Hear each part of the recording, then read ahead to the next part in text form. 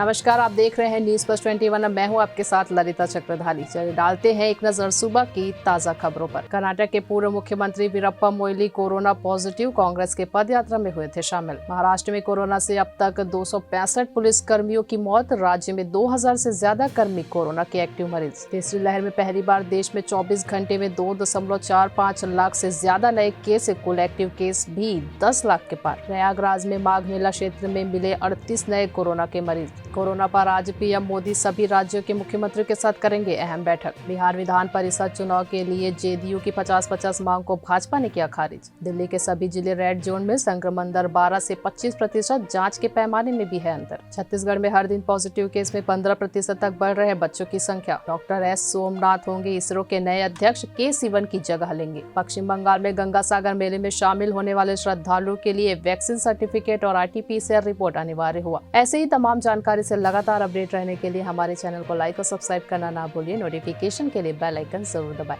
देखते रहिए news plus 21, आपके हक की बात।